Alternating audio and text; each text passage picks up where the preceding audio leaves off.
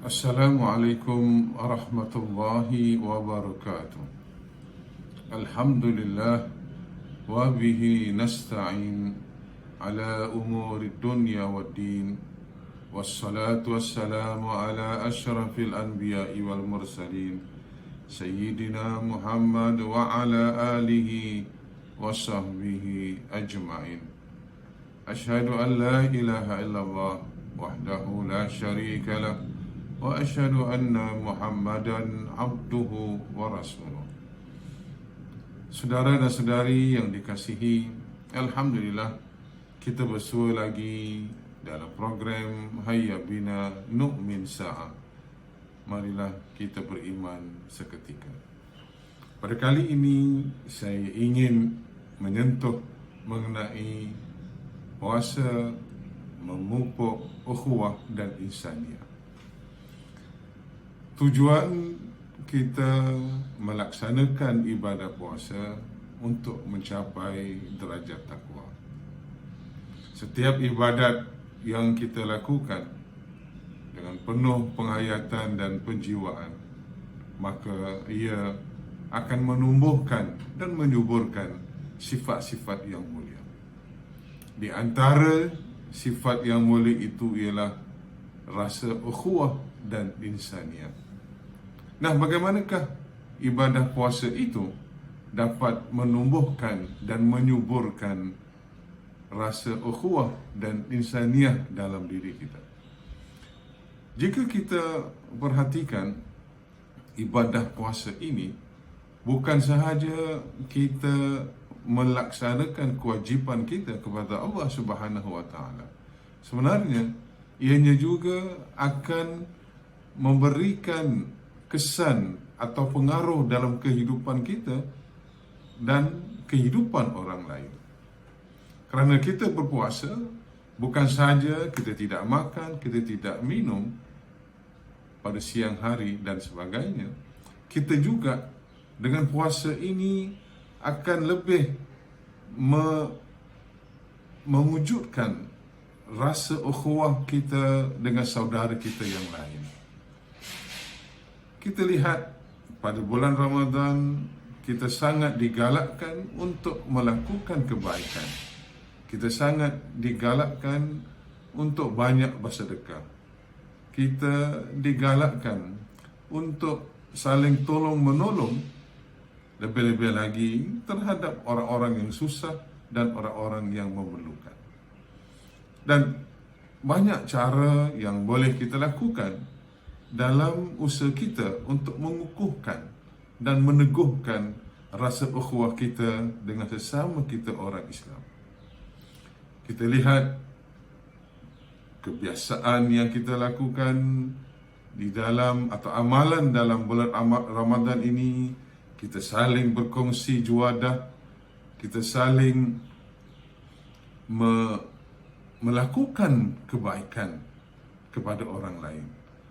Walaupun dengan kebaikan yang kecil, sekecil mana sekalipun yang kita lakukan terhadap saudara kita yang lain, maka ini kita dapat mengukuhkan lagi ukhuwah kita dengan saudara kita yang lain.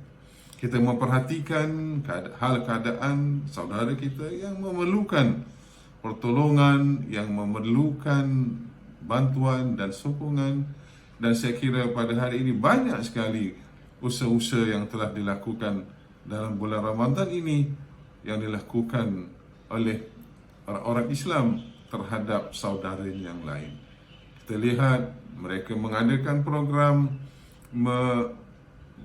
berbuka puasa, dan ini adalah satu usaha yang murni, satu usaha yang sangat baik.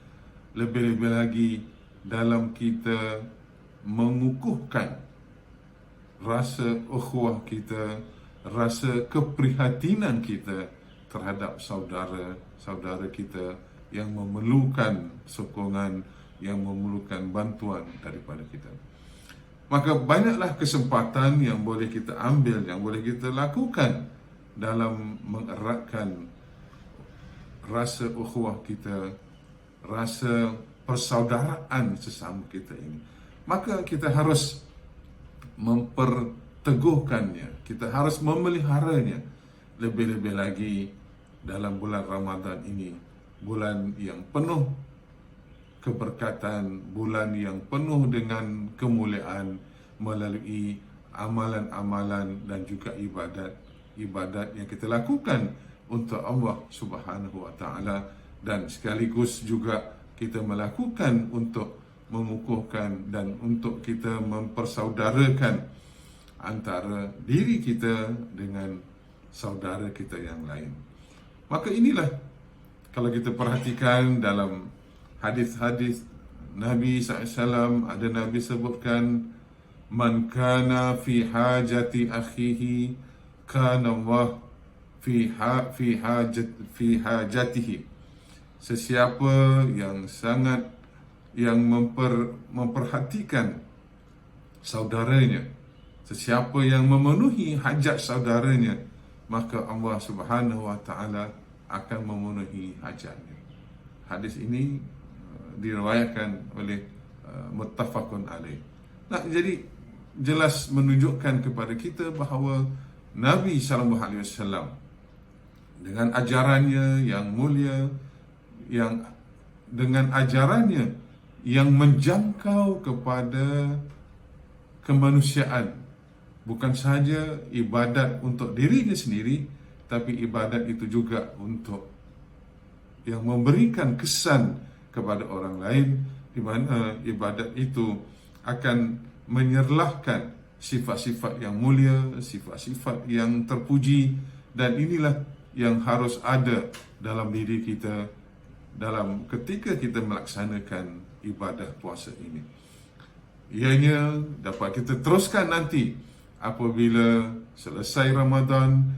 Sifat ukhuwah atau rasa ukhuwah ini dapat terus kita tanamkan, dapat terus kita suburkan dengan memberikan pertolongan, memberikan bantuan apa sahaja yang kita mampu, sama ada dari segi fikiran, dari segi tenaga, dari segi wang ringgit dan sebagainya. Yang penting ialah bagaimanakah kita dapat meneruskan dan mengekalkan nilai ini dalam diri kita sehingga orang lain mendapat manfaatnya, dan kita juga akan mendapat manfaat di mana itu adalah merupakan kesan dan pengaruh daripada ibadah yang kita lakukan untuk mencapai takwa, dan ini sudah pasti akan mewarnai kehidupan kita dalam rangka kita mengabdikan diri kepada Allah Subhanahu wa taala.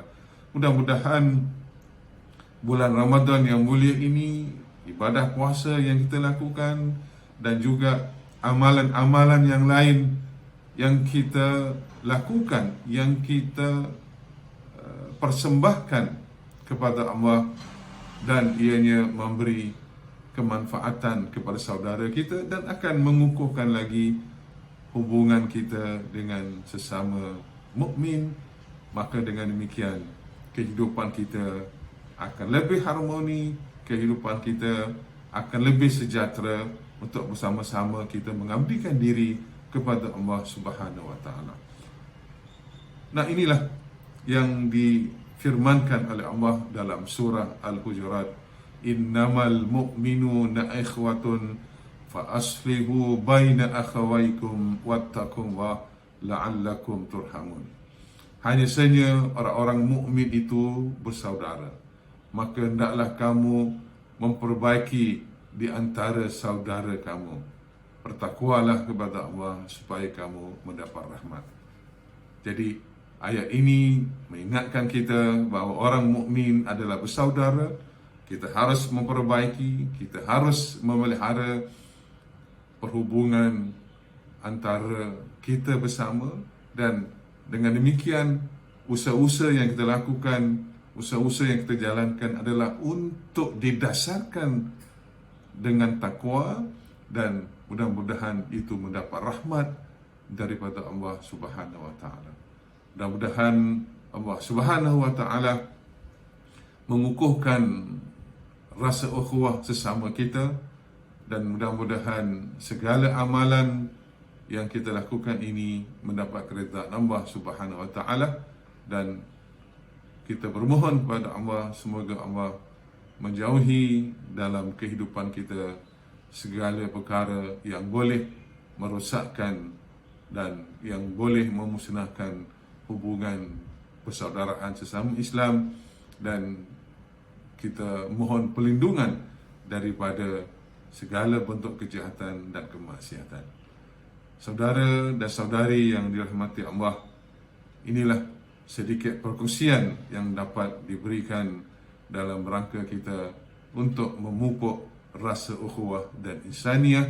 Mudah-mudahan ianya akan memberi makna dalam kehidupan kita untuk kita mengabdikan diri pada Allah Subhanahu wa taala.